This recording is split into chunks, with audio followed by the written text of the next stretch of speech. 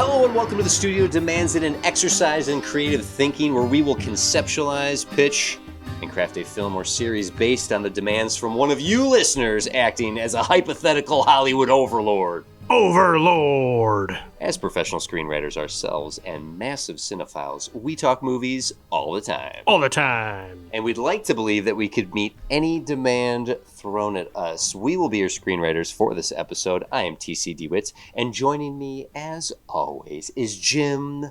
We are not alone, Berzelic. Hello, Jim. It's true, I saw a UFO just last night. See, I was wondering if do you ever feel like you're being watched? Constantly. Do you ever feel like there's a presence within your presence that's observing you? I do. Yeah. How do you feel about guests? Good. What about David Geisler of Another Zelda Podcast? Geisler. And Hello, our Jim. 6'5" media godfather, David. I'm watching you, Jim. Oh my God. He's been here the whole time. The whole time? He's always within our hearts. Is this where you record? Do you record right here? What I'm seeing on the screen? Often. I love it. Yeah, like we the space changed about a year ago. Actually, about a year ago today. Around this time, my apartment opened up for me, and I was able to create like new spaces. And we started recording here because this table is just so conducive for like gaming and hanging out. I love it. It's so podcasty, and I mean that as a compliment. Well, there's like a whole room that we recorded the last couple episodes in that's devoted to this, but given the technological setup we needed for this was the safest space that I felt most comfortable in creating. So. Also, we're kind of like cats. The space that has been custom made for us to do the activity we don't want to do there. We'd rather be in the cardboard box. Yes, of course. That's right. Jim does have a scratching post right in front of him. I do. I was wondering what that was. I was thinking that's very podcatty. Yeah. Ooh, podcatting. Great. Well, David, season 6. Welcome back to our annual crossover.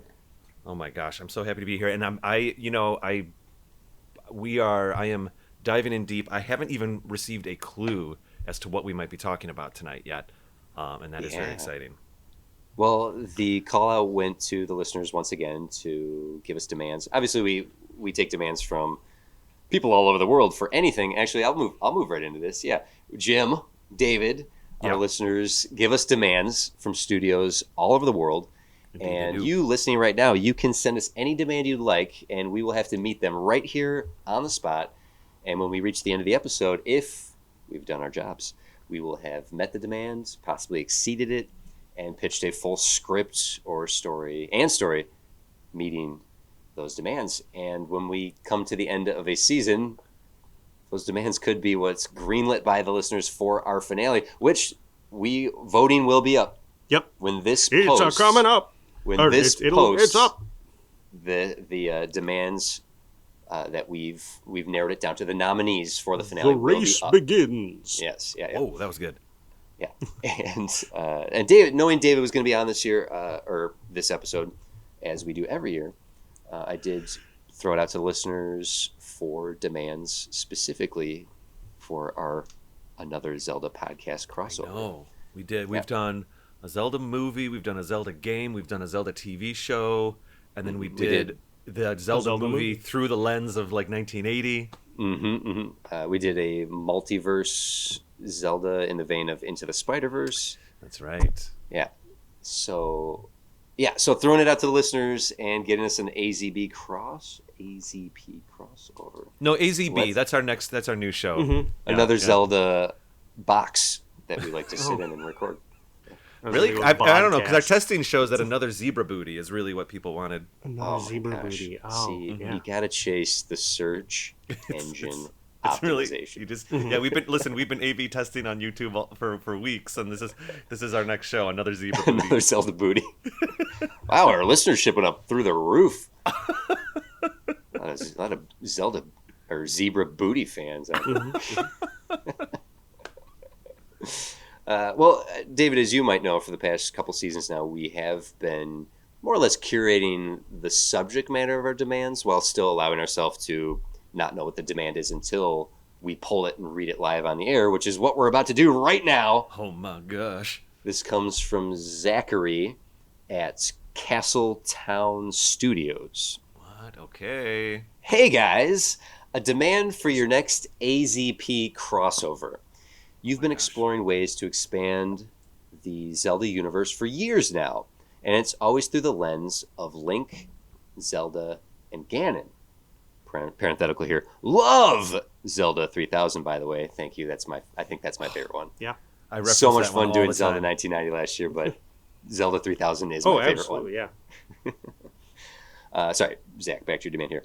But I'm interested in hearing a pitch for a Legend of Zelda without touching the mainline heroes. Okay. No Link, no Zelda, no Ganondorf. What I do want is something that feels freshly cinematic, but rooted in the world's DNA. Magic, mystery, courage, and consequence. We're looking for a character-driven film told through the eyes of someone small, overlooked, or forgotten. A stable hand from Lon Lon Ranch. A Kokiri who never got their fairy. A Gerudo in exile. A lonely Korok. Korok, yeah. A traveling mask merchant. A postman on an impossible route. You get the idea. Yeah. My demand is this. Pitch a feature film centered on a minor or background figure or figures, something that could stand on its own as a fantasy adventure with heart, humor, and emotional weight while subtly expanding the mythology of Hyrule. Think Rogue One or Andor. The truth about Hyrule and humanity are now what can be discovered through them? ? Thank you. And hi, David. Well, hello back. Okay. Okay, this well, is thank you, interesting. Zachary. And as I was listening to that, thank you so much, Zachary. Yeah, that's an absolute treat. I love this request. At first, I was like, oh, okay, cool, like a side character. But I think this is what I'm hearing from Zachary's request is like proper, maybe new characters almost. Like it wasn't like, oh well, I don't know. How about Malin or one of these like characters that we kind of know about? Let's just flesh out a story for them. Like we've spoken in the past about like the concept of a Sheik storyline or something like that. You know what I mean? Right. I think this is like use the Zelda universe, and I think this is more of an examination of the universe where could stories happen in the universe than even like which character, because it feels like we might be making our own characters to some degree. I think so. It seems to me that if we want to draw from some of the characters in reference here, like the mask salesman, obviously that's an actual character, or the postman from, I know at least from Ocarina of Time has that. Kevin Costner? Kevin Costner, that's right. Yeah. Aren't you? Yeah, they mocapped Kevin I'm Costner nobody, for man. You're famous. What was that, David? Oh, I was just joking. I said, yeah, they motion captured Kevin Costner for the Postman in Ocarina of Time. A lot of people don't know that, but Yeah. But I think that's what this is. You evoking Rogue One is great. This is a fun idea to just think like how to tell a story within this universe from any character. If we cue off of Rogue One a little, in that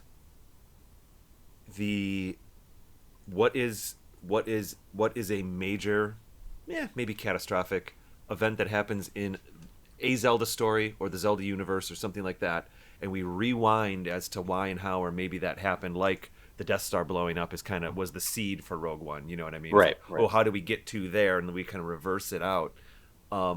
That's one way that's the first place my brain is going here with this idea. And maybe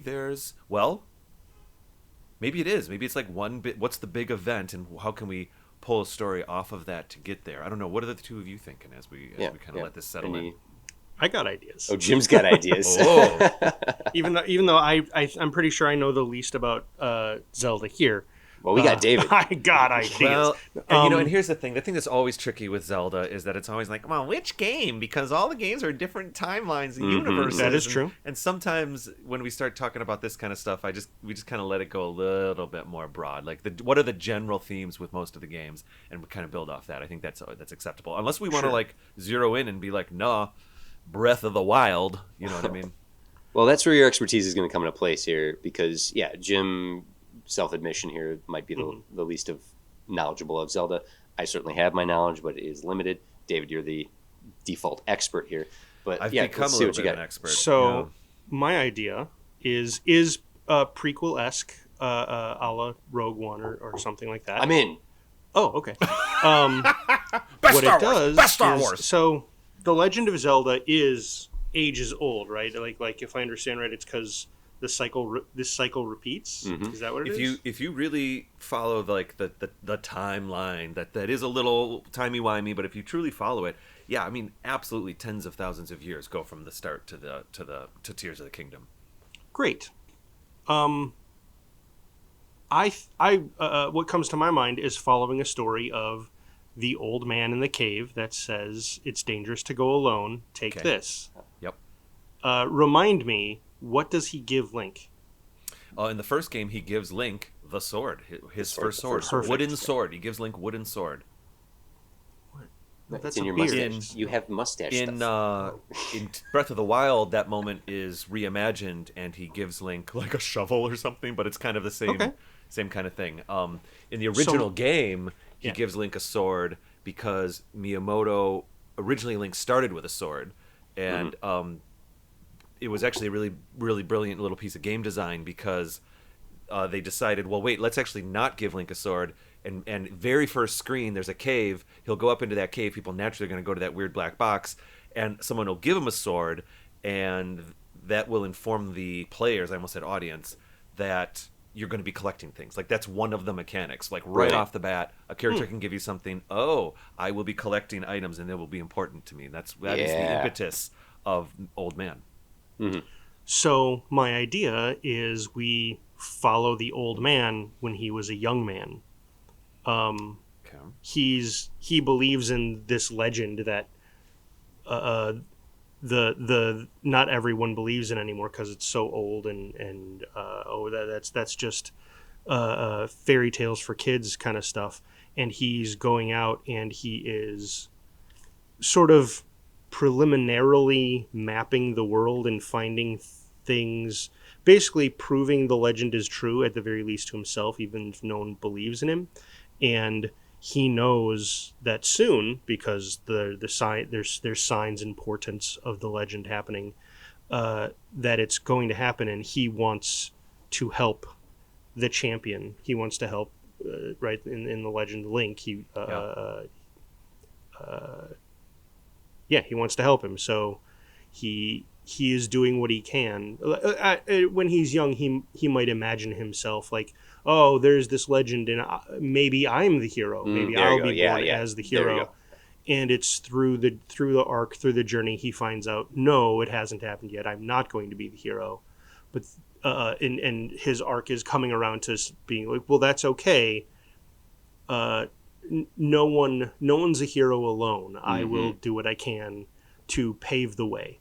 Yeah, that's, you touched on something there. I was like, okay, now I can get on board with some potential in that, where it's knowing the legend of the Triforce of courage, hope, was it courage, power, and wisdom. Wisdom, thank you. Knowing the legend that has existed time and time again through centuries, feeling like the time is coming, believing if I make a sword, I could be the one who fulfills it. I could be the hero, and somehow bestowed, like I will fulfill the prophecy in one step or another, so that I get to be the hero, and believing that in his heart, only to be proven wrong. That certainly has some Rogue One-ish elements to it, to be like, we're going to do this knowing that we are not the destined hero. Mm-hmm. Something to the sword itself being wood. It's just wood sword is what you get at the beginning of that first game, and that's all this old man has to offer. There's never really a moment, certainly in the first game, where there's like other old men, so to speak. It's the same sprite, but it's different colors. You know, and they kind of a few of them appear in that first game for the Nintendo Entertainment System, but really that is the first thing that happens in the game, and he gives a wood sword, and that's like a wooden sword. That's not even. You might as well have a baseball bat. You know? Do you have an idea of how many old men there are? Yeah, I do. I could probably research it, but I think there's like maybe a solid 5. In that original game or In the original. The old man trope is kind of reimagined in each game in different ways. Sure.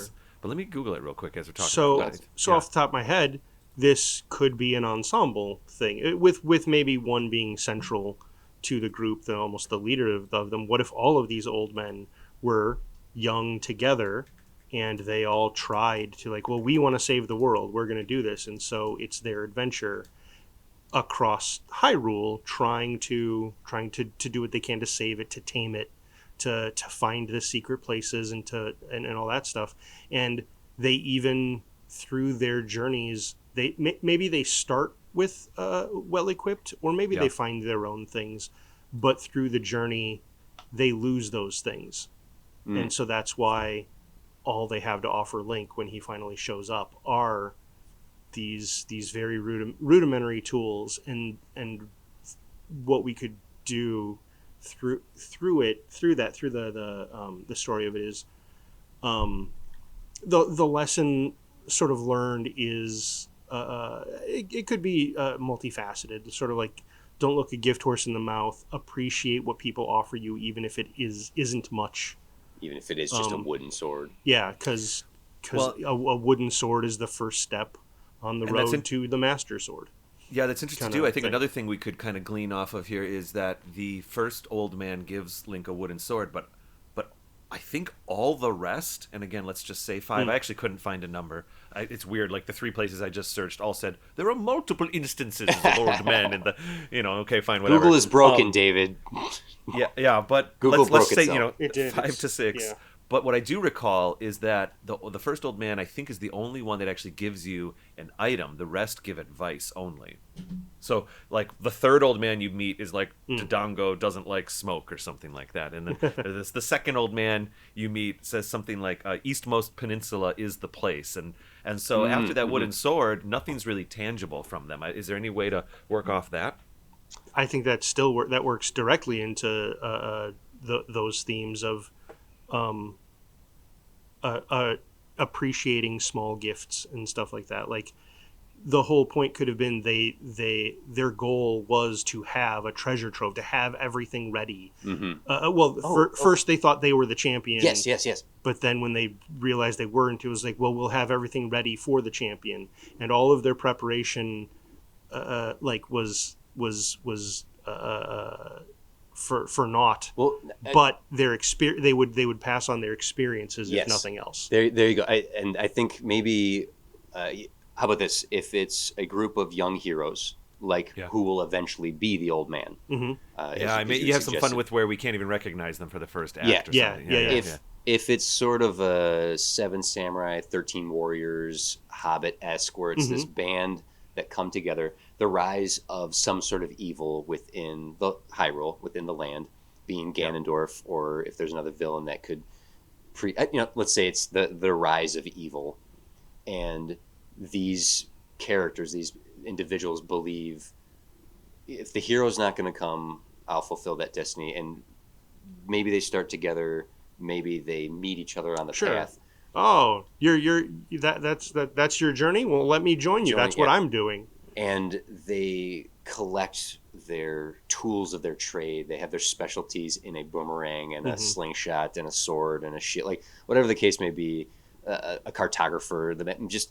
If one of us isn't the hero, maybe all of us can work together and actually getting to face the evil. Like, they get to the end of the path, and the villain, if it is Ganon or Ganondorf, saying like, none of you are worthy of defeating me, because none of you are I know you hate chosen one situations, but I know this is a chosen one story, and that's fine. And that he defeats them, maybe even slaughters and kills all of them, so that all that remains is the one singular warrior who knows it's. Well, this is This is interesting. This is kind of lining up with a storyline that happens as a prequel to the Super Nintendo game, where there's these 7 sages, these 7 wise old men. Oh, all And right. and I think Ganondorf, or Ganon at the time, I think did like exterminate all of them or something. I might have to research this. It's we been a might while. have stumbled onto exactly what we need here. Go ahead, Jim. As well, Well, A Link to the Past is kind of a spiritual prequel to the first game, so we could kind of line it all up in the same timeline. Also, I thought about this. It might be a little wink wink at the audience, but we could do things like, the boomerang is found in the first dungeon in the first Nintendo game, and it's just sitting there. There's no like defeat an enemy and you earned it. You kind of just go down a crack in a castle and you find it. And so we could have fun. TC, when you said like maybe they were making some of these items, it could be a little bit of fun of like how they also lost the items and then Link is finding them in the game and stuff like that. absolutely. What I gasped at was the idea that again, I'm not familiar enough with the actual legend to know if this would work in there, but if right, because they're all younger, so we don't really recognize them. But if one of them is Ganon, so like at the end of the journey, when they think they've gotten to the end, they're like, he's not here. It's not us. We're like it's I was with you the whole time, kind of evil. well, no. I was going to say, like, they get there and they're like, none of us are the hero. There is no villain. What if the legend isn't true and stuff like that? And no, it is. I'm the chosen one. I know I am. And it's Ganon insisting he is the hero to the point that he's like, or that even at the end he's like, fine, if I'm not going to be the hero, if the legend won't choose me, I will choose the legend. I will be the villain. Okay, so one thing we can work off with that is if we're using the Super Nintendo game, the Super Nintendo game was the first time we got the Triforce as the 3 triangles. In the first game, it's just a single triangle broken into 8 pieces, and so on and so forth.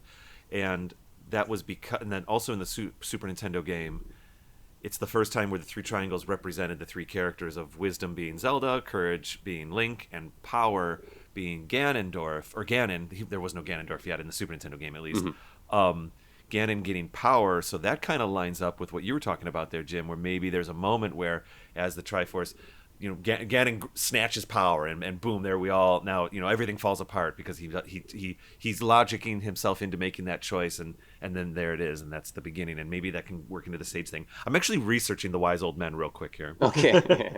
So, Jim, is your suggestion that these heroes who they know evil is coming, it's already taking over the land, that Hyrule is succumbing to this evil presence. It's not Ganon per se. It is just an evil, and they believe these are the portents of the fulfillment of this centuries-old cyclical prophecy. Yeah. And so they individually and then eventually as a team think, okay, the hero or heroes must rise. We will defeat the evil. And then upon reaching the evil, whatever that is embodied, one of these 7 is like, no, this was my destiny to be a hero. I choose to be evil. And they are Ganon, yeah. Ganon, okay. So it's 7. So it's specifically 7 wise men in A Link to the Past. They were reimagined as 7 sages. I'm getting this information from ZeldaDungeon.net right now, which great. They're kind of friends of the show. And the 7 sages we've experienced in Ocarina of Time, and what's kind of cool about that is that the 7 wise men in the Super Nintendo game, it's literally 7 old men. But those roles then, generations later, are held by the sages, which are like, there's the Zora one and the Goron one and the whatever in Ocarina of Time, and that could even, not that it's part of our story, but it could speak to like what the 7 wise men represent, the whole like pass it on, the story and the rest, that feeds right into what is actually realized in Ocarina of Time as well. And it allows us to have a more diverse cast of characters. To just default to 7 wise old men is That's pretty true. limiting. But if we go to the 7 sages being represented in multiple races of people, that allows us to have a Zora and a Gerudo and whatnot. One other thing that Zelda Dungeon references here is that the 7 wise men, they sealed before the game starts, the Super Nintendo game. The pre-story is that these 7 wise men sealed Ganon into the sacred realm, which is a typical thing that happens to Ganon. He's always got to go back. He always gets sealed away, and then the seal has to get broken, right? And so I wonder if that could be an act where maybe it's like we are introduced to 8 young men, and of course Ganon's kind of one of them. I'm trying to line up with what some of the things you guys are laying down here, and there could be a moment where Ganon makes the choices he makes and is seduced by the power, Triforce or something, and when that all happens, our climax or our result, our Princess Leia moment or whatever might be them sealing him in, and then we see Aghanim, which is the main protagonist of the Super Nintendo game or something like that. You know what I mean? Like basically lining up with the beginning of the Super Nintendo game, them actually sealing him away. Yeah. That could be like a link. Now, not to be a curmudgeon here, but the demand did specifically say that we not focus on Link, Zelda, or Ganon. Are we betraying that demand? Oof. Here's why I don't think so. Because we don't know it's Ganon until the end, until that character embraces being such. Yeah, that's fun. That's fun. And like it shouldn't be. Oh wait. We're Ganon waiting. is still a pig in this game. Ganon was never realized as a human until the Nintendo 64 game, but it doesn't mean we can't have Ganondorf be a human. Ganondorf is the human version, Ganon's the pig version. Well, we also, like, I know there. Maybe I'm getting a little too out there with it. We don't have to adapt or prequel to any of the existing stories, right? We could do another iteration of the legend. Yes, yeah, I think so. Or is the spirit of the demand, the spirit of this crossover, even to actually adhere to one of the existing stories? Well, the demand didn't specifically say that we had to tie this directly into any specific Legend of Zelda. It just said expand a freshly cinematic and rooted in the world's DNA. So yeah, we could have this take place centuries before the very first game.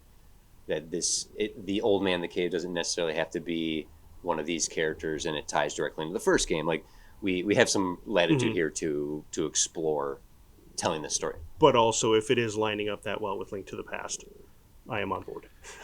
Well, I mean, it can. I think we could take. It's a balancing act too. I'm realizing as we're talking about this, because when you're going to take a universe, an IP universe, and you're going to tell a story, and you've got these main threads, and you're going to tell a story over here to the side. And sometimes Star Wars suffers from this, and sometimes Star Wars excels from this. But like, you could almost take any script and put it in the universe. If it doesn't connect to anything at all, you could kind of almost put any script anywhere and put it in the universe, and there we are. We're all good. The fun is finding the couple ways that, like, oh my gosh, this story that didn't matter at all, little butterfly effect here, triggered two things, and actually really mattered in the universe a lot, and that's what Andor does so well, and all of that. And so that's kind of the balancing act I'm trying to find here a little bit. You know what I mean? Okay, so if Ganon is a pig man, is a pig monster, man, man bear pig. Okay, wait, I'm sorry. I'm going to interrupt one more time. He is a pig monster. Maybe he is man bear pig with the leg. I was going to say like Duffy. maybe he was a man, and then when he got sealed away, he turned into a pig. But I'm taking exactly. That's exactly where I'm going. Yeah. But the idea being he was a man when he was traveling with these people, and when he was able to grab whatever power, and he's like, no, if I won't be the hero of Hyrule, I'll be the tyrant. One of the sages, one of them knows enough magic that what they do is they're like, oh, that's not good. So they actually cast him into a pig.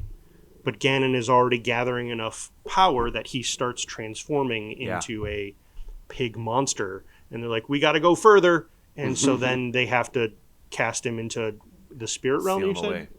Sacred realm specifically. Sacred because realm. There is also a spirit realm. Sure. Oh, okay.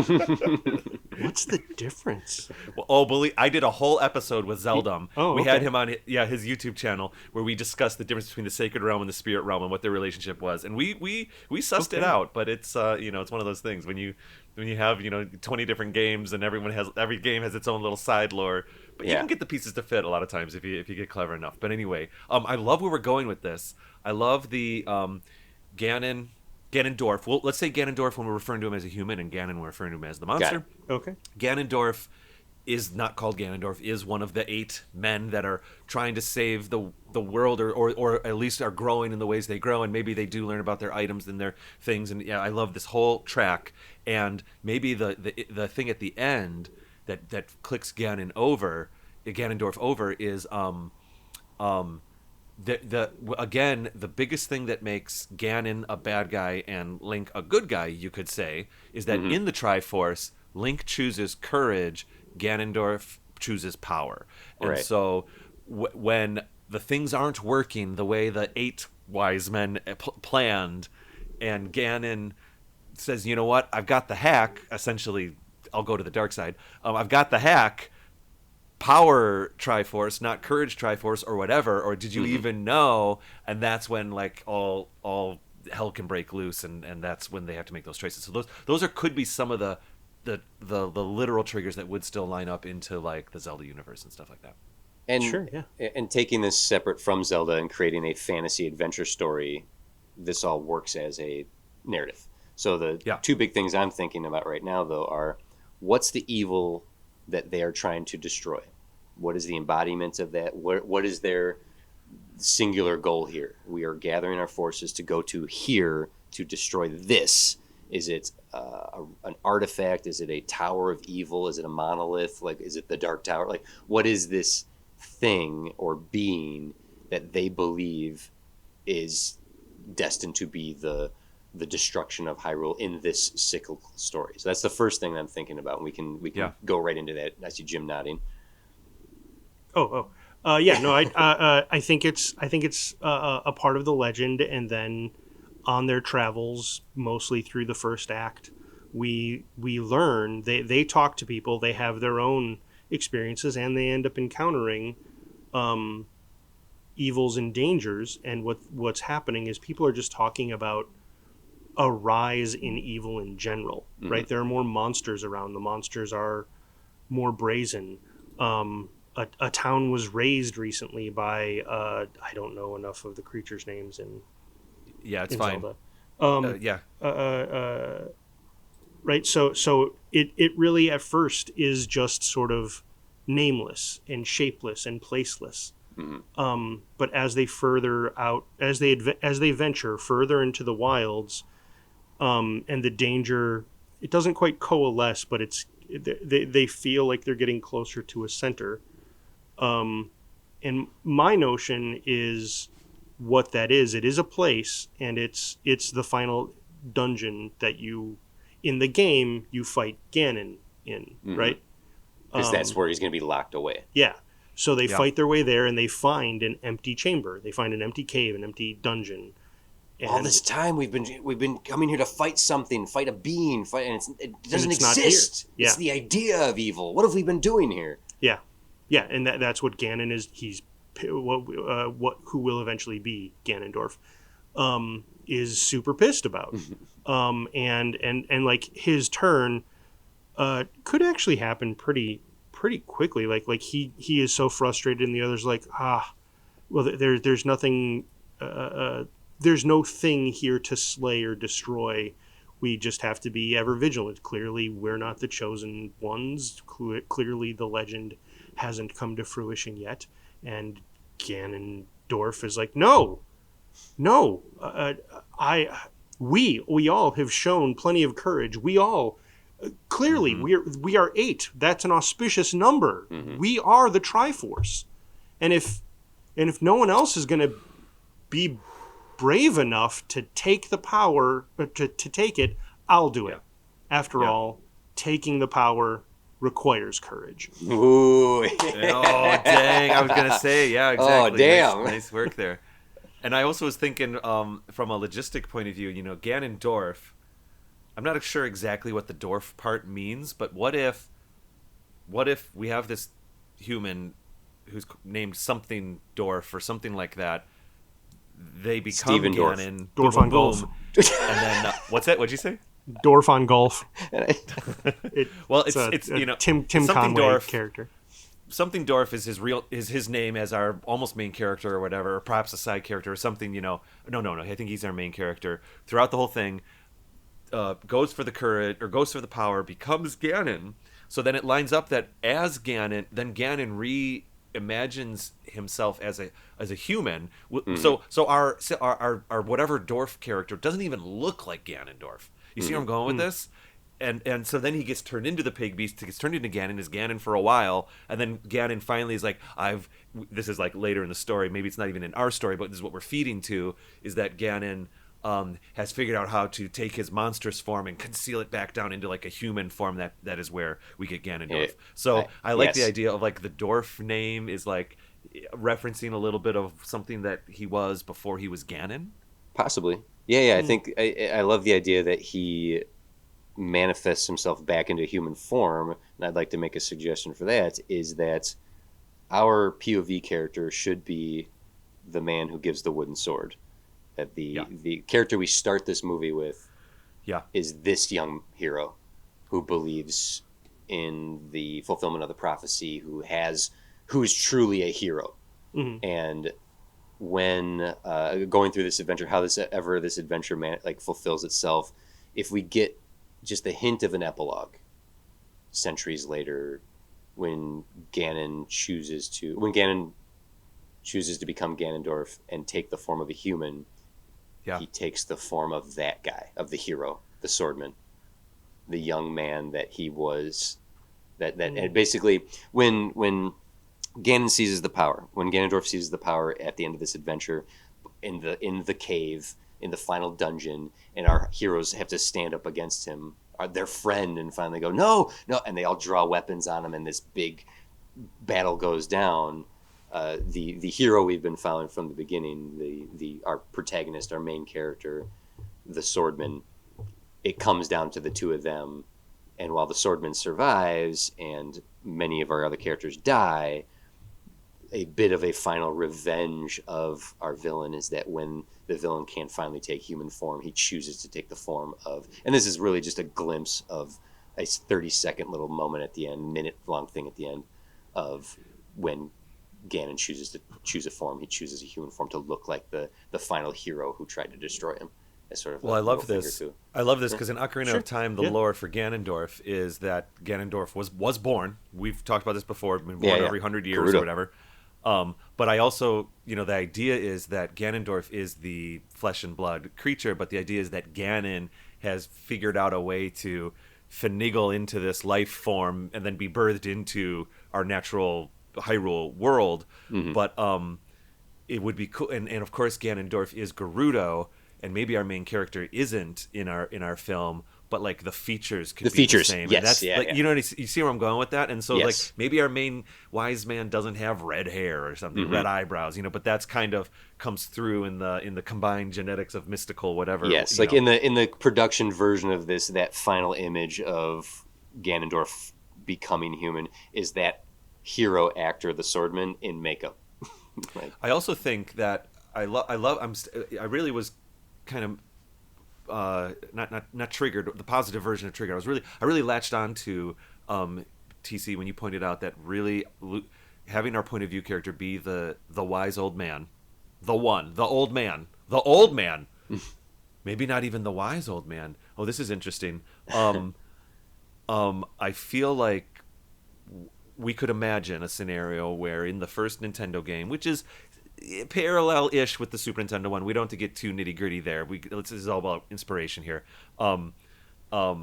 If the first thing that happens in a Zelda game, any of the Zelda games, is that Link goes into a cave and gets a wooden sword from an old man, that is exactly where our story ends. There can be postscripts and all that. And I think it's when that guy, a la Rogue One, a touch, all has been lost. And maybe we see this main old man character in the beginning of our film as a kid picking up a wood sword or something like that, and we kind of feel like, oh wait, is this Link or something? Like that's kind of you kind of get those feelings a little bit.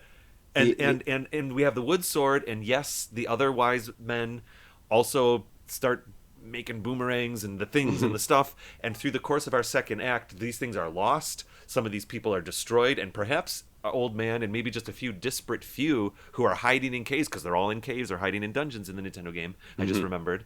They've had to retreat because of the aftermath of this Ganon situation. And the last thing, there isn't a special hookshot anymore. There isn't a special magical sword, which, whatever. All this character has at the end is that wooden sword. Yes. And we've come all the way down to the end, and that's all he can give to Link. And but also it's like everything and anything it's everything Link needs. You know what I mean? If the movie starts with our young swordsman using a wooden sword, and then when the call to adventure comes along and they move up, I'd like to pitch that this young swordsman actually seeks out and discovers, uses the Master Sword, and in the final battle when we see all our characters get murderized, and it's against Ganon, that the Master Sword is destroyed and sent away, and the only thing left that our hero has to fight with is a wooden sword. That's it, because it's the skill of the swordsman, not the sword itself, is essentially what I'm doing here. So then that's the last thing our hero, our protagonist, our swordsman walks away with, is just that final, and then it's, I will sit in this cave and I will wait. So I don't often Google on air, but a quick Google, I'm having so much fun with this, and I really want to nail this. I am quickly Googling quick little facts here. The magical sword, and I recall this as soon as I read it. It's called the magical sword in the first game, but it's the Master Sword. Mm-hmm. The Master Sword is found in a graveyard in the first Nintendo game. Oh yeah. Okay. So I mean, obviously, our story, there's a character that has it that passes or does or something. Like somehow this sword in our story has to get to the graveyard in Hyrule and be lost, to time and all that. So there's a couple ways to go with that. That if my suggestion of the swordsman fulfilling his destiny in one way or another, where he takes the wooden sword to wait in the cave for the hero of time to appear, sort of like Last Crusade, where the knight waits for the chosen one. Or as David, you might be suggesting that the swordsman dies and they bury him with the Master Sword.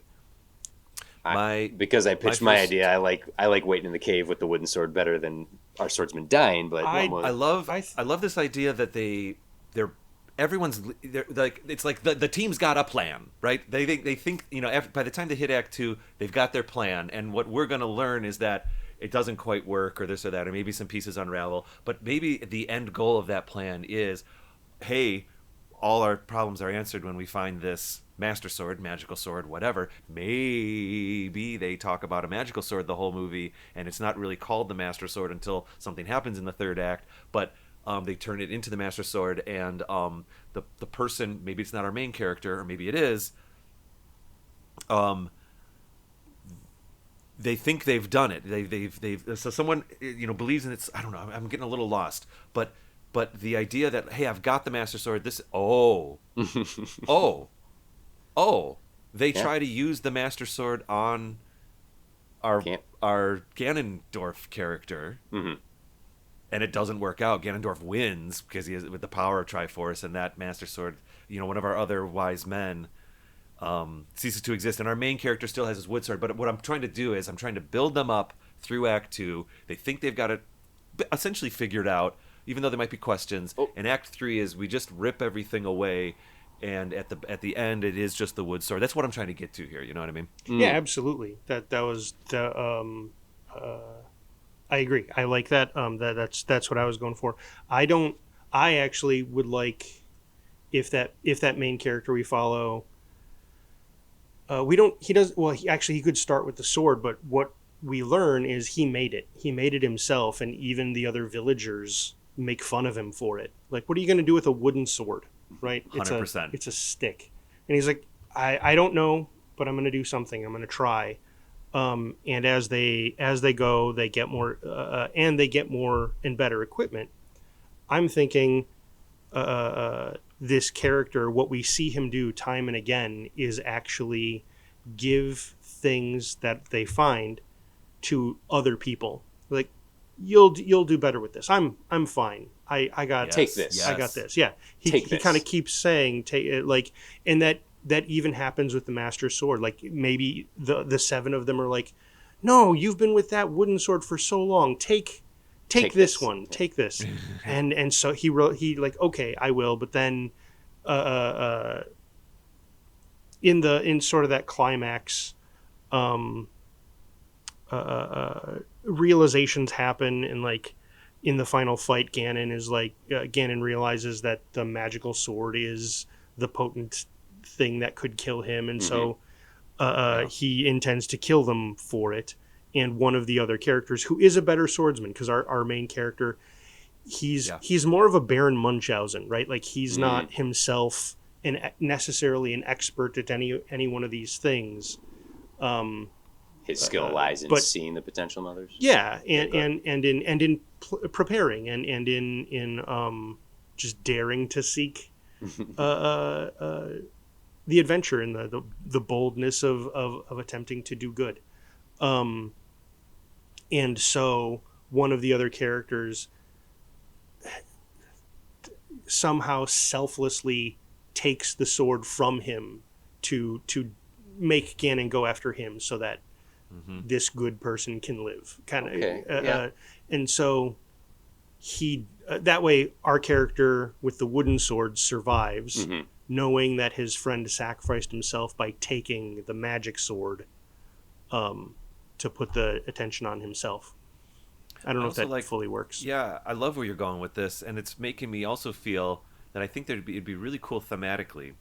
If I don't know if it's subverting expectations, but it feels like we are a little. It would be very cool if the wooden sword really is just a wooden sword. It doesn't have any special magic that they discover. Agreed. It doesn't actually perfectly fit into the keyhole they need to do. It's actually still kind of quantifiably the worst thing in their inventory. But the best part, what I would love to accomplish thematically, is that even though they lose all the fancy things and our main character feels like all is lost, and maybe they're truly feeling it just seconds at the end of our story, seconds before Link comes into that cave, there's nothing anymore. But it's dangerous to go alone. You need something like with the wooden sword is all our character has, and it's all Link needs. Like that, if we can get to that, would be really cool. Mm-hmm. Yeah, it's basically Wonder Boy from the Natural. It's that our hero carved this wooden sword.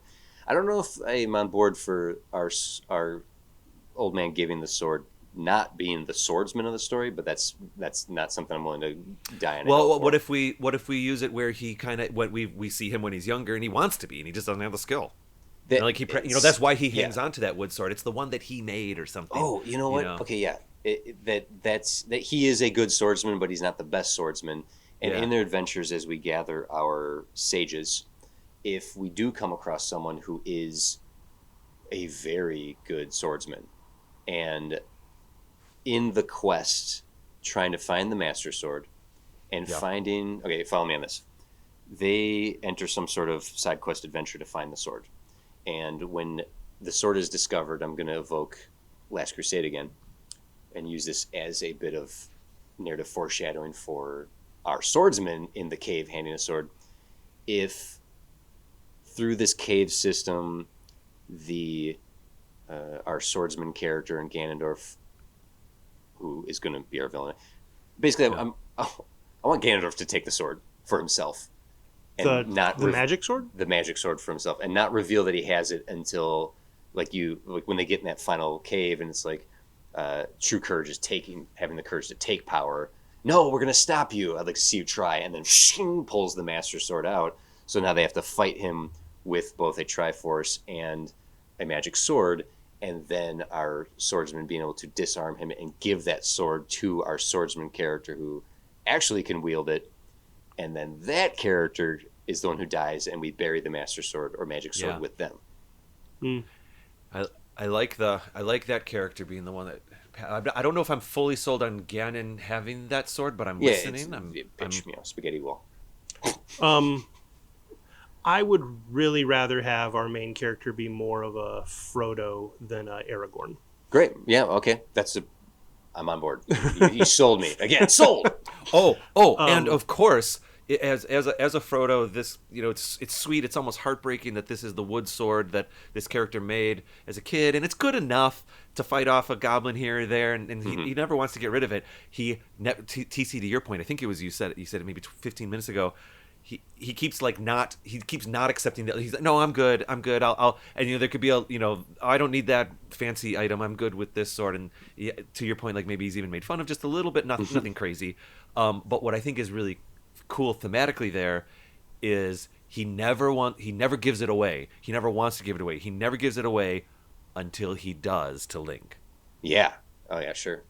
Like he held on to it for this whole adventure. Like that's his part of his arc is actually letting the sword go and letting it, maybe go to someone else, even if it's not the best sword in the world, even if it's the worst sword. I'd like to offer an alternative. We can go with that, but the alternative is he actually is trying to give it away because that's just how the character is. He's very magnanimous. If he sees someone in need, he's gonna give it to them.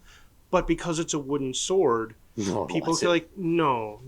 There's better. No, I'd rather go and with Link, a bigger stick. It speaks to Link's character. Link is the first one to say yes or something, right? Yeah. I don't know if I'm fully on board for that, but at least having that happen once. Like meeting our actual swordsman and being like, well, you can have mine. I'd rather have a stick.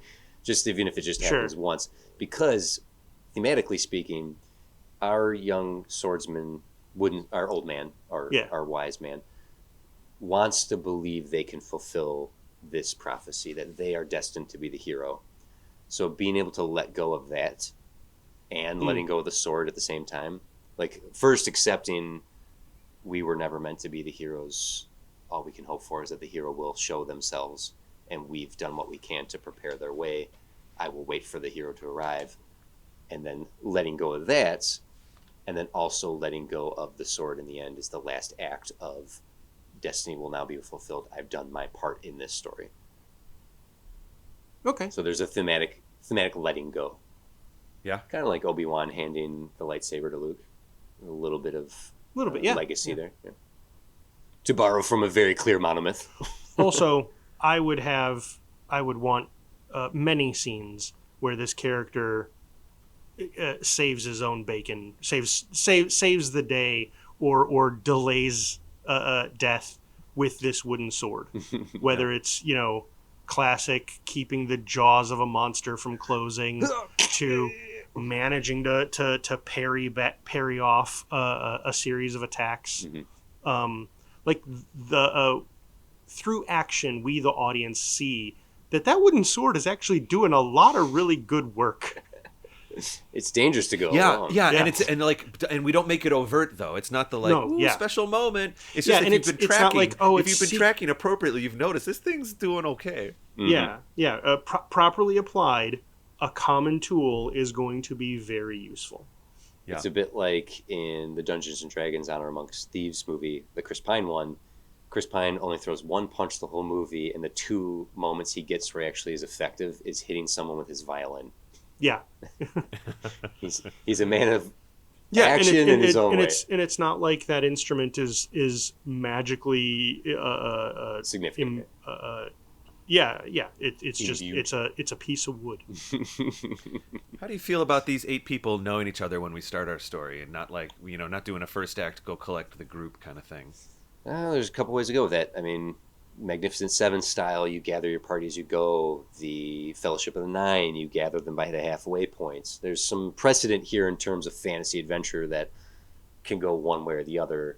I would default to if you being the expert of Zelda, I'm going to default to Jim being expert in fantasy one way role or another. I just thought we could spend our first act collecting, and that's cool, or maybe it is all together. Ooh. So the reason I lean toward them not knowing each other is because I think that highlights all 8 characters, each setting off on their own quest, thinking, I will be the chosen one. Mm-hmm. Mm. And even as they encounter each other, like, you can travel with me, you're a good guy, but really I'm the chosen one. Interesting. And then at the end, they sort of all, in their own ways, have to wrestle with that notion that they're not Link. They're not. Let it go. They're not the hero. Yeah. Be the hero of this part of the story, but not the hero of time. Yeah.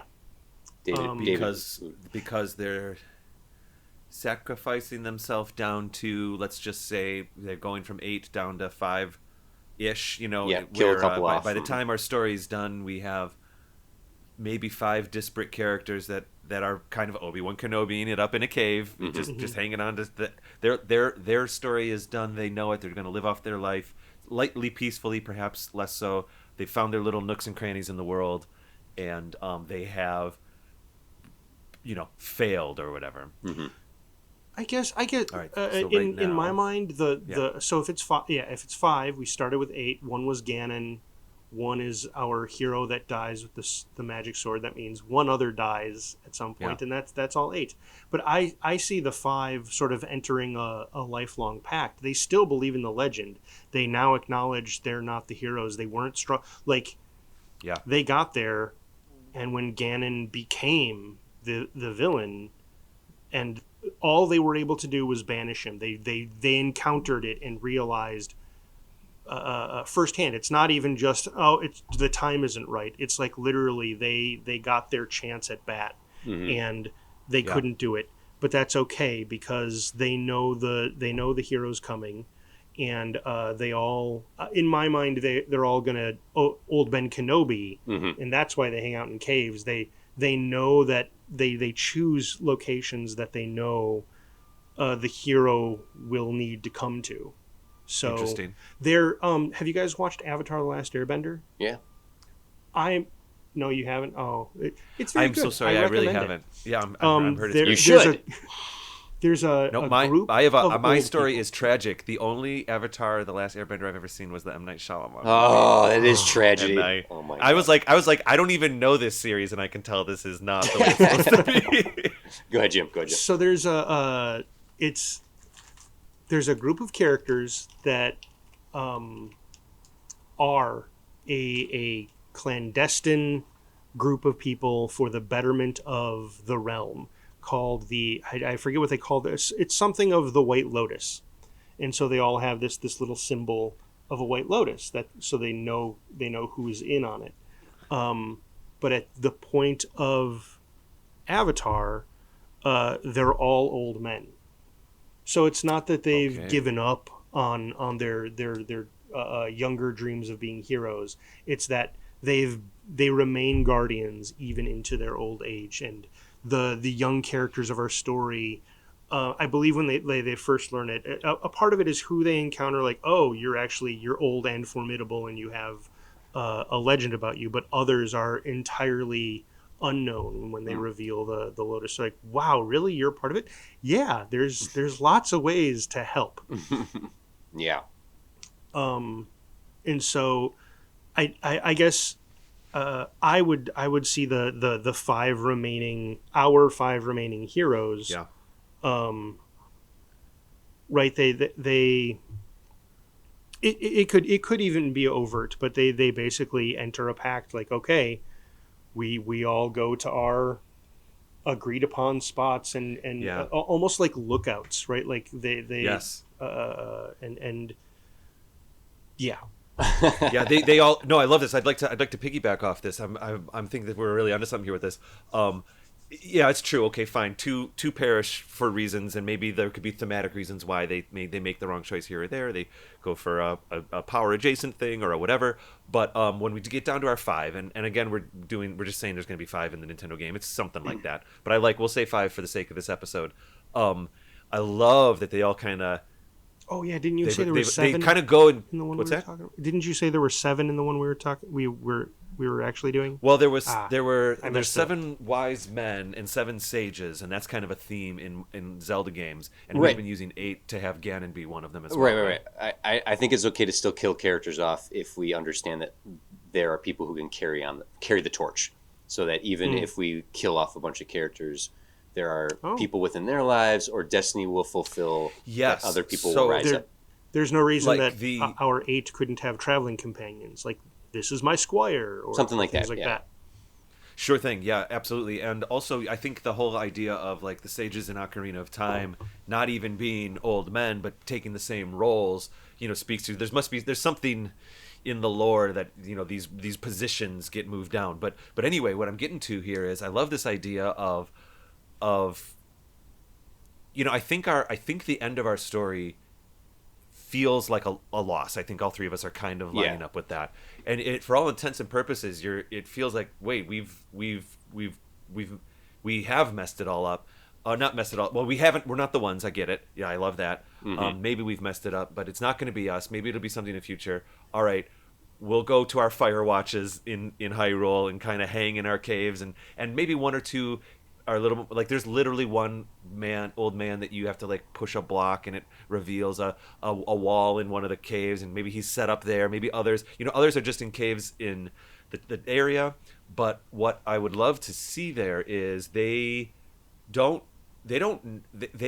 only assume, through maybe a little bit of knowledge, that there's going to be a hero, but there isn't any kind of. I would love it if there wasn't a moment of like, you're not the ones, but the one is coming. You know what I mean? They get it through a scroll. They actually don't know. They're just kind of hanging on to this idea. Sure. They've at least gotten rid of Ganon to be sealed, and then I think there's this cool moment where we have our main character with his wood sword. Everybody's kind of agreed to go lay low for decades or centuries, or maybe there's something, who knows how long time lasts with these lifespans. But our main character, they don't know when the hero's coming. Mm-hmm. And I'm seeing this. I have this visualization. I'm seeing like the old man, kind of just chilling, going about his business, melancholy. This is like maybe one of our last scenes, and has his wooden sword. It still hasn't really. We've seen it's capable, but it hasn't meant anything yet. In quotes, he's not hanging on to it because he thinks it could be something special or anything like that. But it's just all that's left. It's just what he has, and I think it could be cool. There was this thing. I'm losing my train of thought a little bit. It would be very cool if he was almost about to, I don't know, man, now I'm riffing, but maybe about to get rid of it, or maybe put it away or something, and that's when from behind a character dressed in green comes into his cave, and says nothing. Yeah. And says nothing. Yeah. And the old man asks if our character's alone. Mm-hmm. And they nod or something like that, and is accidentally holding the wooden sword because they were about to put it away, or who knows what. Yeah. And that's all they have left. That's all this person has left, with the exception of like a little bit of food to live by and be a hermit. Mm-hmm. And he says, well, it's dangerous to go alone. Here, take this, which is literally the line in the game. Yeah. And like, I love that. And he could be a moment. It could be a real moment. He's not just like, well, I'll just get rid of this. It could like really mean something. It could be the end of an arc of the whole. That sword is the arc of the whole story. And for some reason, he feels like it's the right person to give to. This person in green. He just is the knows. right person to give to. I want to plant something. Yeah, I love that. And I think that's the last line of the movie is, take this. It's dangerous to go alone. And then we see. Are you alone? Are you alone? Nod. Yeah. Well, it's dangerous to go alone. Take this. Because it's dangerous to go alone. I mean, I got it right here on my camera. Look, there it is. At the very beginning of the movie, our young character, with this belief in their heart that they're destined for something great, the first signs of evil are creeping into the kingdom, into the land, into Hyrule. The fear of this has been foretold. It's the fulfillment of the prophecies. It's coming true. The dark times are coming. And the first little flicker, a literal flicker of anything that gives our hero the notion of now's the time for me, is a fairy. Not a fairy that talks to him, but just a fairy that appears in the night, that he follows into the woods and gets it's that call to adventure through the flicker of a fairy. One other point in the movie, at an all is lost moment that gets them to the next thing, is the appearance of a fairy. Yeah. And then at that very end, when he sits there, he maybe startles himself awake. He's sitting in the cave. He sees the wood sword before him. He's been waiting, and there's just a moment of another. I'm still waiting. Taking the sword, turning to like put it away, and then out of the corner of his eyes, the flicker of a fairy that comes and goes. He turns to it, and the cave opens, just to create a visual call and response. I I absolutely love that. If you don't mind, I'd like to return back to this idea of kind of our first act stuff that Jim you were setting up with the. I love this idea that each of them, start their adventure thinking they're the one, or they've received some kind of call to adventure, literal something, and somehow it's brought them to a similar place, and they realize. I mean, I guess that is kind of Lord of the Ringsy, though, isn't it? That's all right. The trick of this, and if this were an actual film to be produced, would be to separate itself from Lord of the Rings and Game of Thrones, and fantasy is a tough realm to play in cinematically because at this point it appears to be well trodden ground and limited. Jim's shaking his head. I think there's lots of room. There's lots of room. Well, I agree. I agree. And maybe there's a few characters that are happier about this and others are less happy, and maybe our Ganondorf character is very not happy about this. But I don't know. You got anything, Jim, to kind of throw on this? I think as far as how they come together, I'm imagining it not so much. I know I invoked Lord of the Rings with some of the characters' names and stuff. But I actually see them coming together more like One Piece, where it's like, I'm going to be the hero of this or that. And it's like, oh, me too. Let's travel together. We're going the same place. Let's travel together. And they become fast friends as traveling companions. Yeah, then it's more like Magnificent Seven. There's a common goal, and they all believe in the goal one way or another. Mm-hmm. So I think you're onto something there. But let's do this. Yeah. We're going to take a break right here. We're going to throw some 6.5 Media commercials. But what I want to think about in our 5 minutes here is other things from Zelda mythology and lore that we can find a way to fold into this in our adventure. Because right now we have a call to action. We have a gathering of these heroes in one step or another, and they're trying to get to defeat this evil. Having some other mythology and locations and characters that we can reference and go to outside our mainline characters will give us stepping stones along this path. So that's more of a David assignment, but also Jim thinking in terms of fantasy adventure. What are some motivating things, side questy things? We want to go A, B, C, D, F, G here. So just think about that, and we'll be right back after these messages, which might be a Zelda commercial for all we know. From 6.5 Media. Probably going to be a Zelda commercial.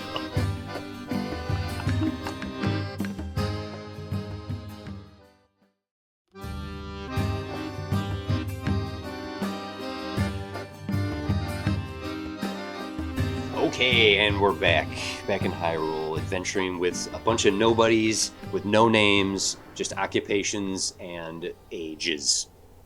Well, I was thinking about this over the break. Another thing that we can consider, we don't have to tell this part of the story, but I think we could seed it in our story, is that this kind of like 7 wise men, 7 sages, 7 keepers of something that protect the realms and the sacred realm.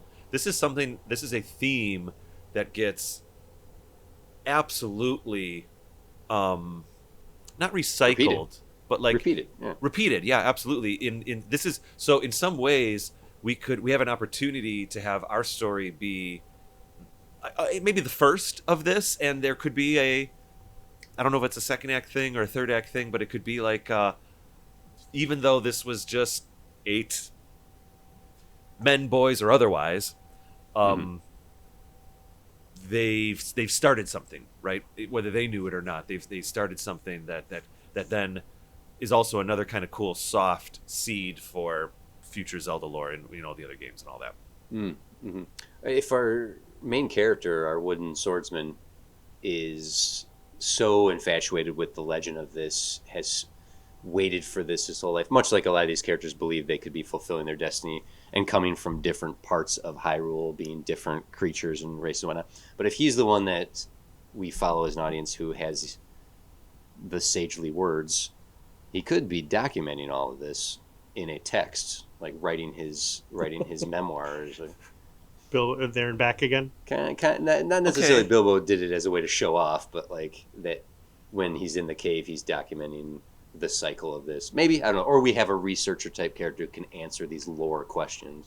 Well, that might actually touch on what I was going to bring up. Because you brought up sort of like B plot kind of stuff. You might have just meant what other scenes could we have in there, but I realized what could be helping inform the characters a lot.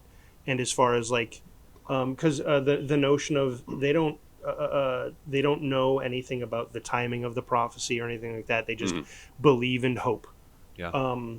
But I think there are creatures out there that could give more concrete answers to a lot of this, and you brought them up, the fairies. Mm-hmm. And and as well, great fairies, which are like Yes. lore keepers. Cool. There you go. Even more. So the notion could be, like you were just saying it's a visual symmetry to include, but it could be more than that. The fairies could actually be looking for the hero. The heroes, yeah. But while they don't know exactly who it's going to be either, so they're going to anyone.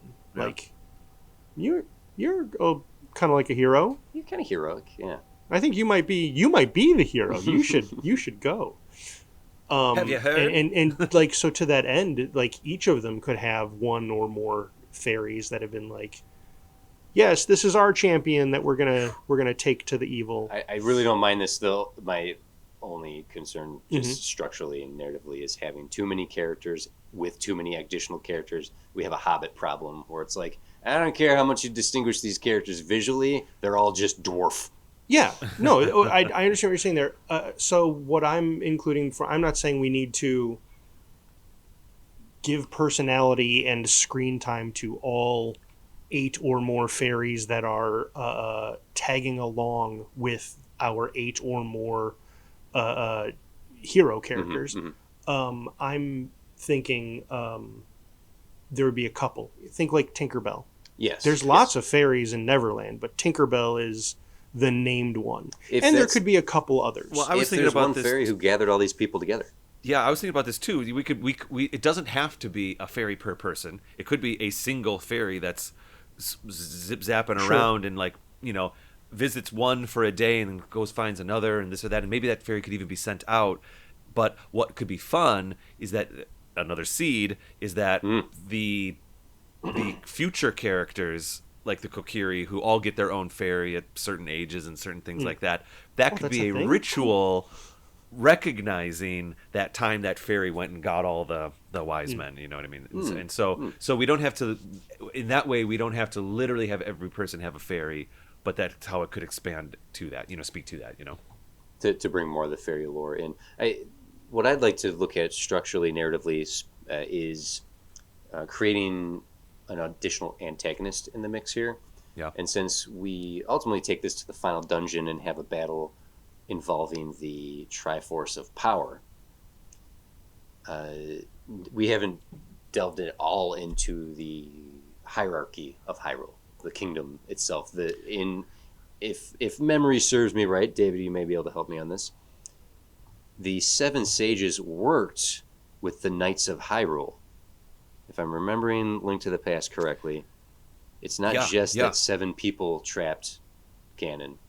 The Knights of Hyrule also were involved in some capacity. I just have a memory of the Knights of Hyrule being involved in that story. Maybe it's not even Link to the Past. I remember. It is. I think it is, because it's honestly pretty quickly after. Well, Ocarina of Time literally comes out after Link to the Past in release order. Technically, Link's Awakening was in there, but so we go from 2 stories that talk about the wise old men, and by the time we hit the 4th game, it's already the sages, and we've already expanded it past 7 old men or whatever. But it's the same roles being fulfilled. And wait, now I thought I was going to compliment your point, but It's I don't know. So what I'm saying is that having the kingdom of Hyrule, having a knight or a pair of knights or a couple of knights, being antagonistic towards our heroes, where it's like, no, we've been ordained by the king himself to protect this land. Stay out of our way. It just creates a more physical, immediate face of an antagonist that isn't necessarily a villain.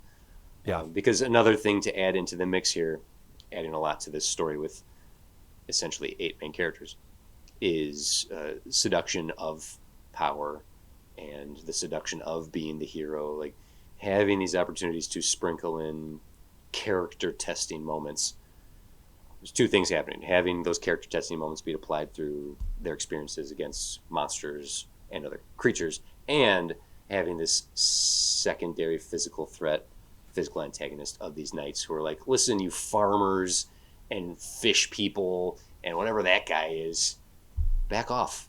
We are the knights of Hyrule. We are the heroes.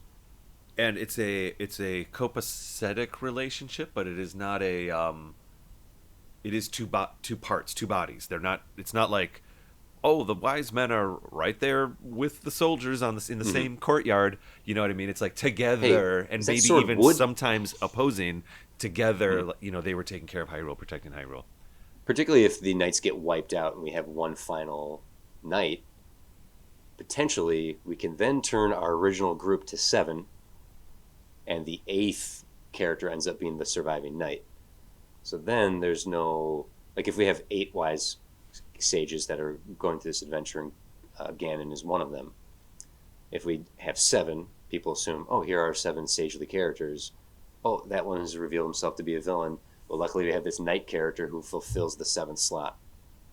The knight could be a red herring too. I like this idea that what if our pre-Ganon character isn't necessarily corrupted. It's a slippery slope kind of thing. You know what I mean? They get there.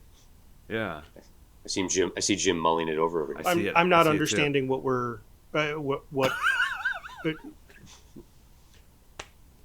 my understanding of what the story we're telling is sort of the origin of the sages. Yes. Right?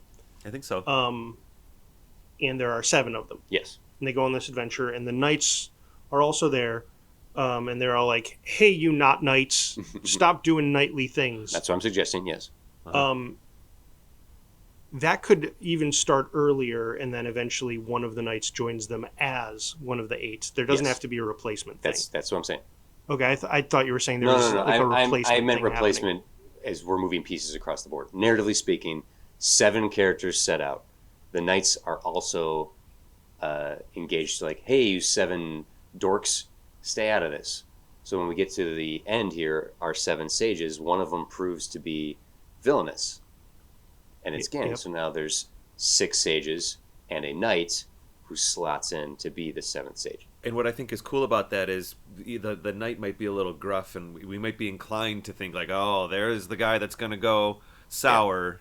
Yeah. But maybe that knight doesn't. In fact, maybe that knight ends up doing something really cool. Maybe that's the knight that actually has very heroic in the end. The magical sword. Maybe that's our sword carrier. But I think yeah, it'd be really cool if there you go. That made I like the idea that they have the magic sword. I like that. Yeah, yeah, and so So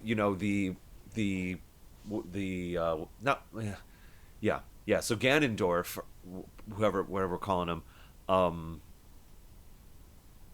is part of that original 7. Yeah, yes. Yeah. You still? It's the numbers are he's part of the original 8. No, there are not original 8 characters. There are originally 7 heroes who set out. Why? So that when this ends, there are 7 sages. Seven heroes set out, including in those 7 is Ganon. But okay, here's my thinking. Here's why I think it should be 8, because David said that lines up with how many pieces of the Triforce there are. Yeah, there are 8 pieces of Triforce. So in the first game, I missed this. There's the Triforce of I think it's courage. I think it's courage and power are the 2 opposing ones in the first game, and the one of courage has been splintered into 8 pieces. Oh, okay. And that's why you go to your 8 dungeons, basically. Okay. I also like the thing of 8 because if we're going to lose Ganon as not a sage, we got to have the other 7 there. But that's what why I'm suggesting. But that's why I'm thinking there are 8 characters. One of them goes bad. If Ganon hadn't gone bad, time were to pass, the legend, the ongoing tradition would be 8 sages. Yeah. But the 8th sage is a villain, and thus there are only 7. Okay. Yeah. I think that tracks. We're all agreeing to the same thing. I think we are. I'm pretty sure we are. But it kept hitting my ears weird, which is why I keep making this face. Sure. Hey, I just got an idea.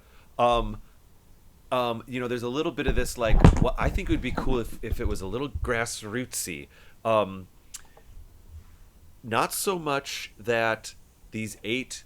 It was once you started talking about the 8 sages and 7 sages, like, well, if one wouldn't have gone bad, it would have been 8 sages. But like, if we're thinking about the powers, the powers of destiny at the beginning of our story, that's going to collect these 8 sages for in different means in different ways, via fairy or via serendipity or whatever. And then at the end they go, well, okay, well, we won't do 8, we'll do 7. These powers that be. I love the idea. Like, what if those powers that be don't even exist in this storyline, and in fact they exist after this storyline because they're inspired by the actions that these fairly normal people took and chose, and they go, wait, we can take this spirit, the spirit of these people, not literal, but the ideas of what these people did, and yes, 5 of them are hiding in caves, where we can turn this into a thing. This is in fact how we should spiritually keep our world safe for thousands of years. We shall have the sages, and it's going to be based off these 7. And so I love this Legends idea of Hyrule. Yeah, and so maybe our 7 sages, 8 down to 7 sages, they become their heroes in their way, and then do fall, and they probably fall because of Ganon, but kind of organically, not like not a magical pick, Yeah, that they become legends unto their people. Like, and actually, I'm realizing is that our 3 Triforce goddesses it's kind of cool if they were to be inspired by the acts of mere mortals and say, wait, this is a system we like. We're actually gonna honor this and deem people these roles in the future. So you see where I'm going with this? Yeah. Even if that's not something that's implicitly stated in this, the idea of that somehow working its way into the lore, the narrative of this singular movie. Yeah, exactly. Yeah, I'm trying to like just build some rules, but yeah. Yeah. So I see Jim contemplating life over there. I'm thinking about stuff. I like when numbers line up, and some of our numbers are lining up, but other ones don't. Like 3 doesn't go into 7 or 8. That's fine. But I'm thinking about other things, like you wanted to make the knights sort of a secondary antagonist, and I'm not sure we have, and I'm sort of okay with that. I like the idea of the knight having a squire, and the rest of the group, at least at first, the knights are like, no, that's my squire. Don't count him. Don't count him for anything. But the rest of the group not having that bias is like, no, he absolutely is, because there also ends up being they definitely count the squire, because the way that they become a part of the group, because originally the knights are trying to bust this group up, like, no, go back to your homes. You're as you said, farmers and fishmen and whatever he is. And it's the squire who sort of persuades the knight, like, well, the common people can be kind of hard-headed. Perhaps you should escort them. Perhaps we should. And so, so the way he ends up sort of being worthy of the whole thing is he's clever. I like this. He has ways with words. Yeah, I think having the knight and a squire, those 2 characters, that we've just assigned 2 roles to our necessary 8s, and I like this because they have an established relationship. We know 4 now. Yeah. So sort of in supplement to that, I feel like the knights have fallen away as sort of a real antagonist position. Now maybe you have some more ideas for that. I keep imagining the adventure being not villainless or adversaryless. I keep imagining it like never-ending story. Like, yeah, the nothing has no body, and I don't remember the wolf's name. The wolf sort of keeps showing up because it's chasing Atreyu. But I see the villain being more like the nothing. Gamork. Okay. I see the villain of this story, at least for most of it, being more like the nothing, and I don't know if that's an angle you guys like or not. But they run into things like I'm remembering in the first Zelda game, you go into the desert or the canyons or whatever it is, Mm-hmm, and it repeats forever unless you walk out the proper way. Like there would be a whole set piece where they get lost in this perpetual place, and the location itself becomes the enemy. Mm-hmm. To that point yeah. of location, I like that too. I agree, and also I think maybe the knights could just be a little bit of Act One tone setting, so they're a proxy for the world at large, kind of not believing. It just puts our people in unlikely hero kind of status or whatever. I think that could be very easy to do that in the beginning. It doesn't have to be a main antagonist. I actually Googled. I literally typed in finally, what are all the things the old men say in the original Zelda game? Yeah. And a lot of them, we got our guy with the sword, but almost all of them, of course, in the game, they're just hints to things to do, but they are all based on locations and the areas. So we have like Eastmost Peninsula is the secret. Secrets in the tree at the dead end. Take any road you want. Show this to the old woman. Master using it, you can have this. So there's like this could feed into that idea that part of their, for whatever reason why they're traveling, they've collected this knowledge, and they've learned about the weird desert, and they've learned about you see where I'm going with this?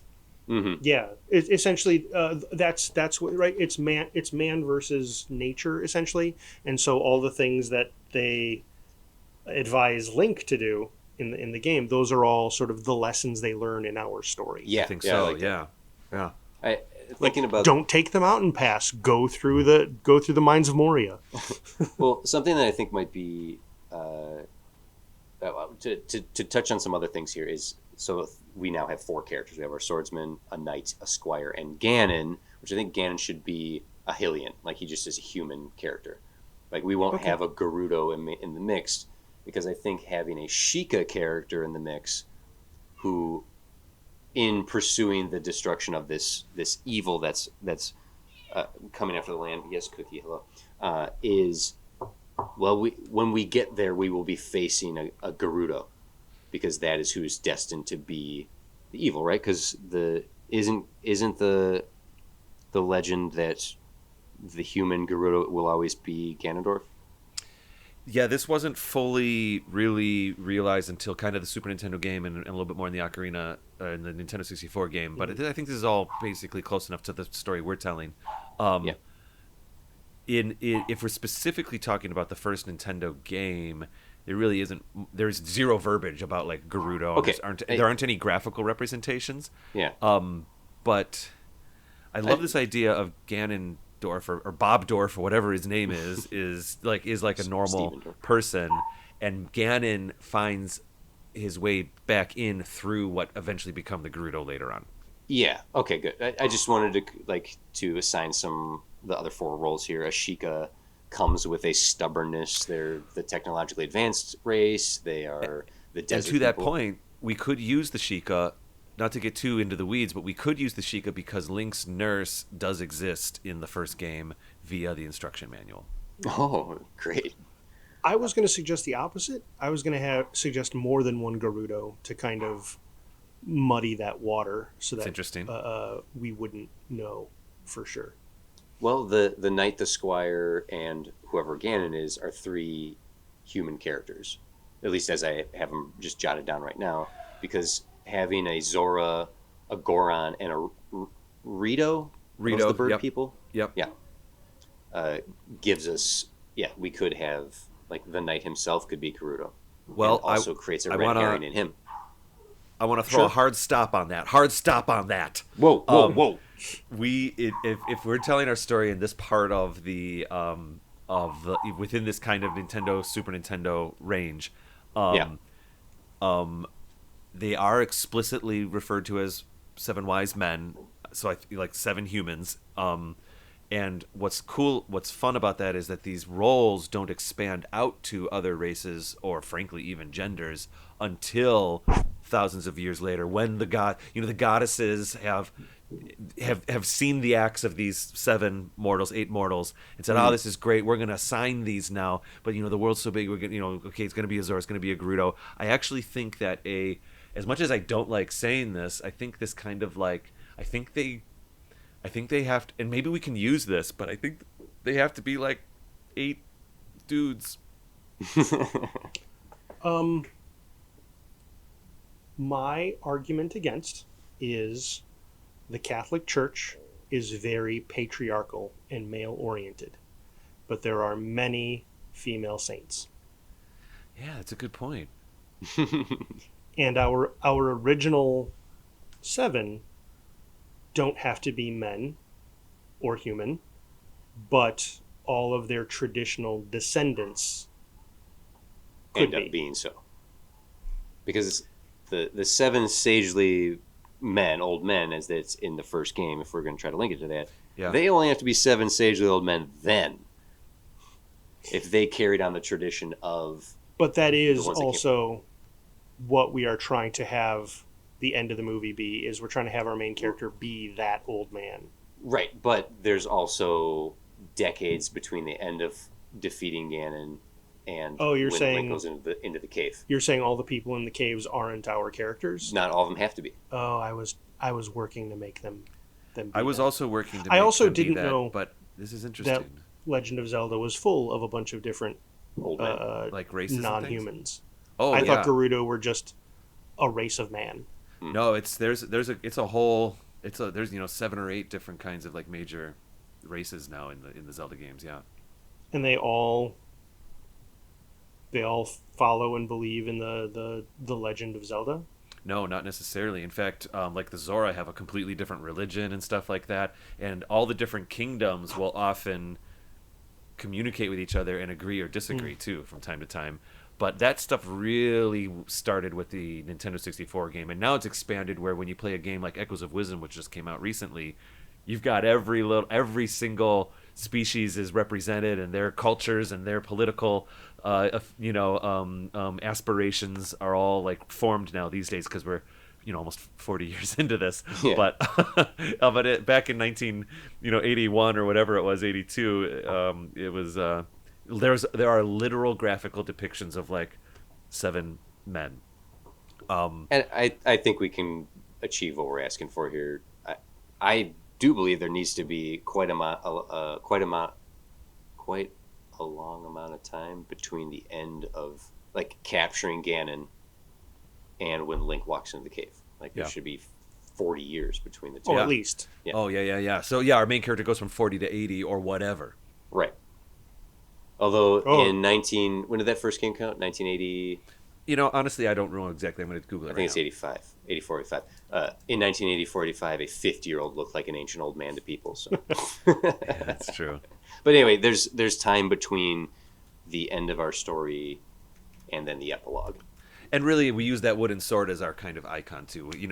When we finish our main story and we fade down on the wooden sword and we fade back up on the wooden sword and we see 80-year-old hands grab it instead, we know who we're dealing with. Yeah. Okay. 1986 allegedly, here in America. My suggestion of having a Sheikah and a Zoro and a Goron, thank you, is for the visual diversity of a group of heroes as opposed to 8 dudes. Well, and How again, dare I'm you? not. Ocean's 11 had 11 dudes, and we loved every one of them. But they were diverse. Humans. Male. That's true. I don't know. Casey Affleck. Unnecessary. I didn't have. Casey Affleck's listening. He's like, what did I do? Oh, I've been a fan of the show for 6 seasons. God damn it. I am thinking about this. I don't know. I know it's like it's boring to have 8 It's generally not necessarily the same something we need to age, decide like, right here now. It's men. just my pitch. I'm just Also, trying to see if there's also, a way ultimately, we don't have to. We can call them the sages. We don't have to go to each cave and see that they are or are not who they were. I think they very easily could be. In their old age, the fishman had Zora. a human understudy that's like, yes, I believe in what you're doing, and I will take up your cause after you've died. And they did, and so they're like, and now I'm the old person in the cave. Right. Fine. I can because ultimately the only cave we go to while they are old is the wooden sword. Yeah, wouldn't start. So the reason I'm getting a little hung up on this, and thank you for entertaining me here, is that these roles aren't called sages until hundreds of years later, when they are fulfilled by not just men, not just old men. And in the origin, for better or for worse, is these like 8 old men, and the graphics even show like white beards and pixels Easy. and stuff like that. Easy. Yeah. I can fix it. Everyone who's not Hylian just refers to Terrans or bipedal men, whatever their gender, as man. It's the Hyrulean version of Boomer. Yeah. Okay, man. Okay, man. And so I don't know. I don't know if we're like, there is a moment where what I'm building in my head canon now, based on the story we've been writing, is there's a moment after our film where those sages, where our goddesses say the actions of these 8 men, 7 men, These heroes in their hearts. we recognize it, and we're actually going to turn that into positions and roles for future. And that's when that transition happens, where it doesn't have to be an old man. But like, I think that origin story being 8 men or whatever, I think is I'm okay with it, even though I know it's not as exciting. I don't know. It's okay. It's okay. There's not necessarily something we need to break apart right here and decide on. So let's just give them all hoverboards, and then we're fine. Are there any other bits of this story that we need to explore?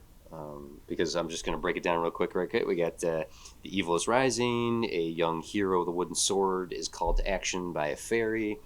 In one way or another, these 8 people are gathered together to venture forth to destroy the evil. All of them believing in one way or another that they could be the heroes that destiny and legend and myth have ascribed. They believe they're all going to do it. There's threats along the way. They get to their final moments of destroying the evil that's rising, only to discover the evil's not even there, leading to one of the characters to snap and say, "Then I will be the evil." And then they all fight. Some of them die there at the hands of their once friend. In the end, our wooden swordsman defeats the villain with the help of others to lock them away, comes to accept that none of them were ever destined to truly be the heroes that destiny promised, but now it is up to them to be the ambassadors to that hero when the hero finally reveals itself. The end. I think I have something. Go. Yes. I think we can invent a little bit here. We might be able to invent our villain, because I think it's important that Ganondorf becoming Ganon, becoming the villain, actually isn't technically our main. He's not actually the main villain. Let me continue to try to put this together.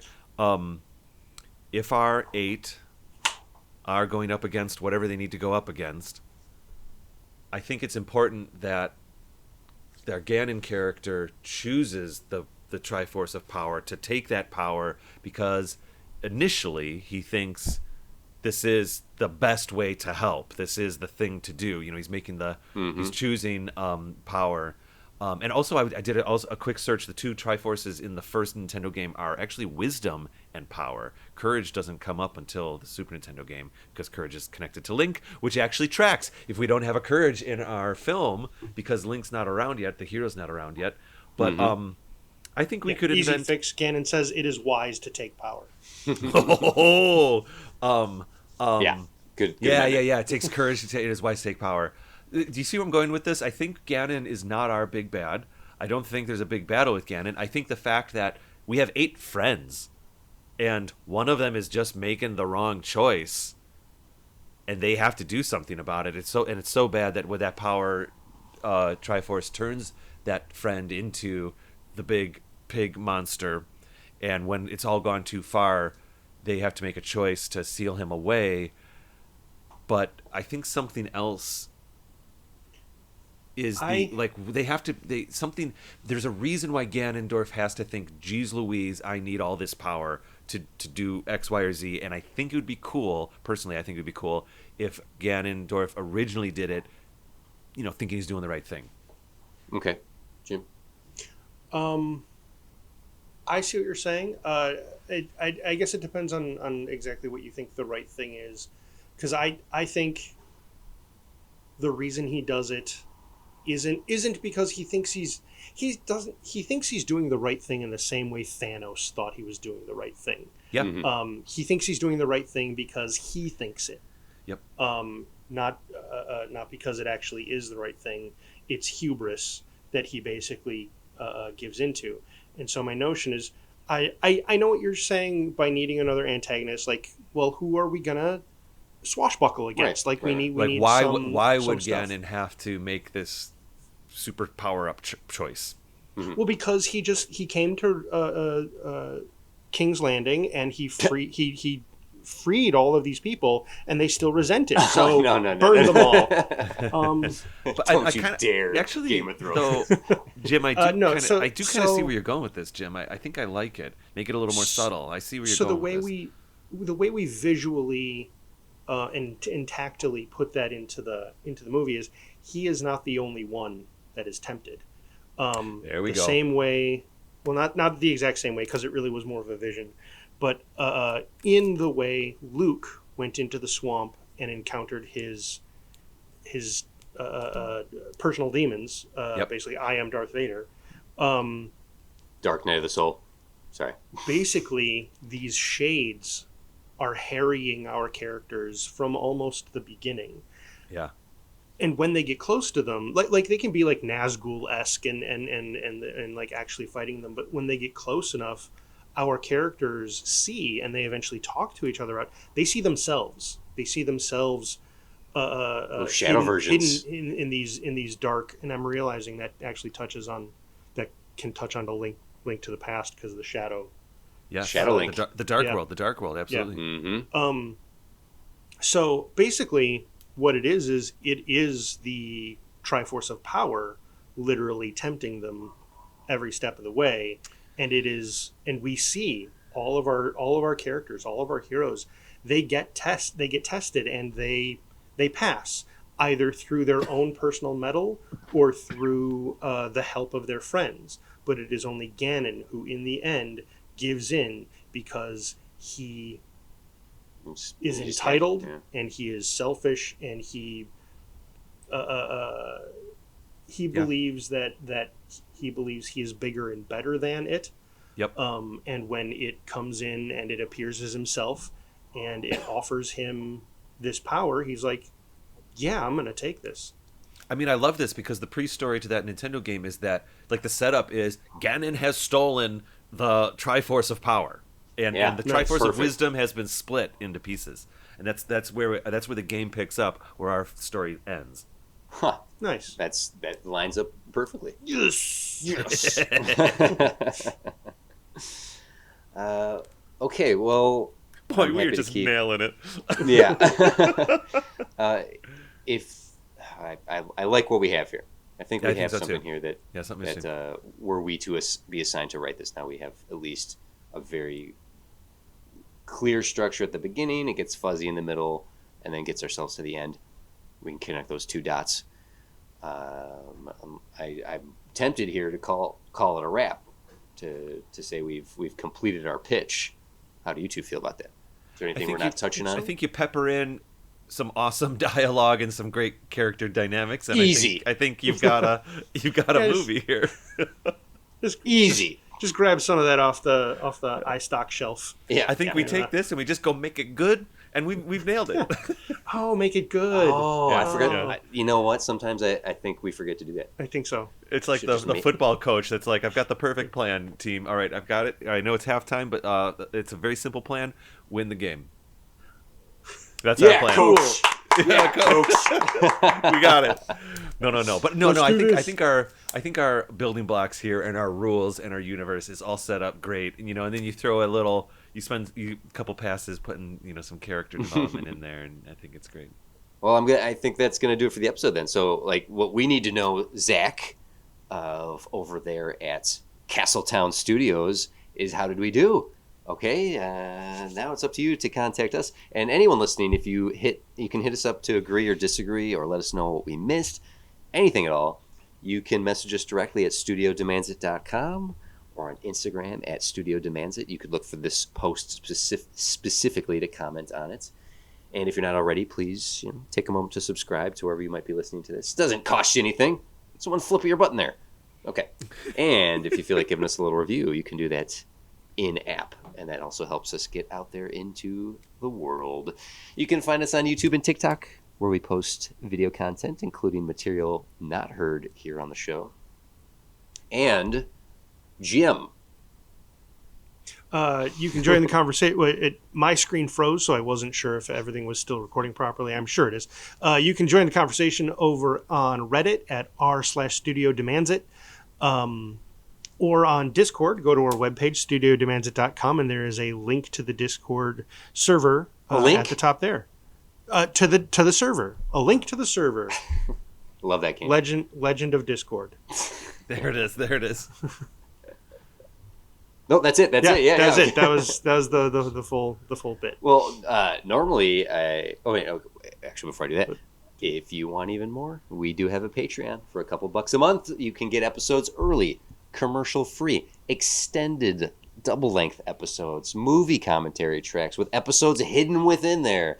One of my favorite things that I know I'm interrupting, but one of my favorite things that the two of you have been starting to do on your Patreon that I adore are you guys have been doing them for maybe a year or two, so there's a ton of content, but the Suddenly a Conversation pieces that you do. I just listened to the Tron one, I don't know, last week or whatever, when you'd first come out, the Tron Ares one, and I could talk to you another 30 minutes about all of that. But you're right, yeah, why do you go to the real world? Go to the cool world. But anyway. Thank you, right? I know, I agree completely, but anyways, I digress. Those little Suddenly Conversations, they're so raw, they're so natural. I think it's TC, you literally just holding up like your phone after the two of you see a film. Yeah. And they become one of my favorite pieces, one of my favorite spots on your Patreon to hang out in. Thank you for saying such, because we do make those available for free on Patreon. So all you have to do is subscribe, and you get those conversations for free. And normally, I'd sit here and give a massive thank you to 6.5 Media for everything they do for us. But David, why don't you do a little plug-in right now? Sure, absolutely. So my name's David, and the big show that I host is Another Zelda Podcast. I think most people that listen to this show know that. Very happily running 6.5 Media, this niche podcast company that has a bunch of new shows coming up, and has also been home to previous shows. Studio Demands It here is the second oldest show on 6.5 Media, which is really, really cool.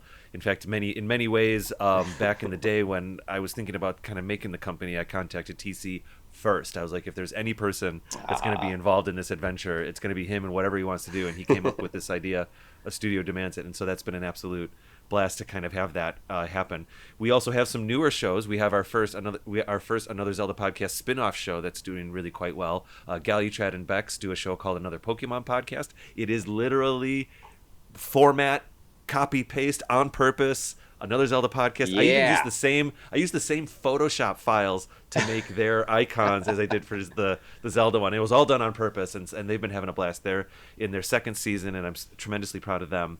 And then a little teaser. It's not coming out till January because we're producing it right now, but I have a new podcast that I'm in the middle of developing right now. It has turned out to be my final thesis for school. I'm in my final year of going back to school. I'm still producing Returning Student and all of that. That's a documentary podcast about going back to school.